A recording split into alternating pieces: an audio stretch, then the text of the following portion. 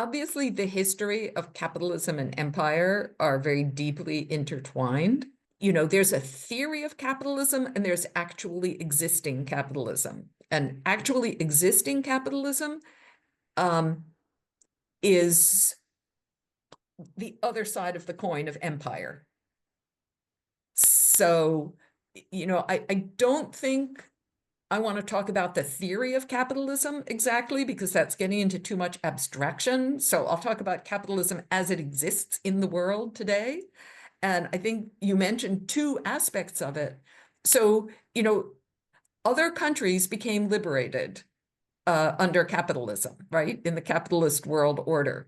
Many countries became liberated under a capitalist world order. But it was really a partial liberation because they became liberated, but with very limited sovereignty because of the way the global order functions and international financial institutions and trade rules. And so you know, we would need to define liberation. Like, could there be a Palestinian state in a capitalist world order? Well, if there can be a Algerian state and a Vietnamese state in a capitalist world order, there can be a Palestinian state in a capitalist world order. But those states are not fully sovereign because they're still subject to all of this outside interference and outside control.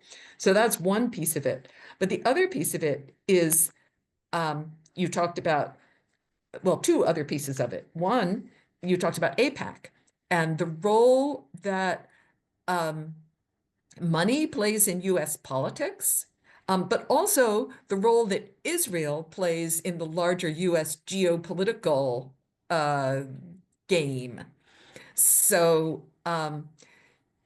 you know, could we have capitalism in the United States and also have a more deeply functioning democratic system that took money out of politics?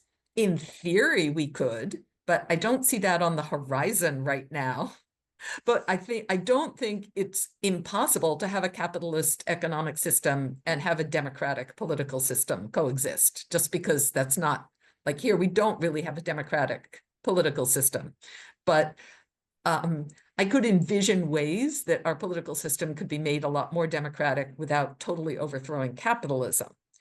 And, you know, capitalism is also, in my book on Cuba, I talk about, you know, capitalism is like an ideal type, not ideal in the sense that it's good, but that it's like a sociological concept.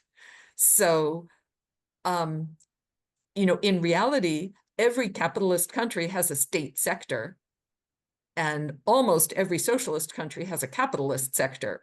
So, you know, there's questions about capitalism. How heavily regulated is capitalism? You can have a democratic political system that regulates capitalism very heavily. What sectors are left to the capitalist system, to the market, and what sectors are run by the state? So, you know, if you compare the United States to Europe, we've left a lot more to the free market, like, say, healthcare. Whereas other totally capitalist societies like Japan or Europe have public national healthcare systems. You know, how much influence does a capitalist system allow money, or does a democratic system allow money to have in politics? You know, clearly our system would be more democratic if we put more restrictions on the influence that money could have in politics, and we could get policies that most of the population wants, like national health care. And then there's the bigger global geostrategic role that Israel plays in being sort of the enforcer of US interests in the Middle East. That's about capitalism.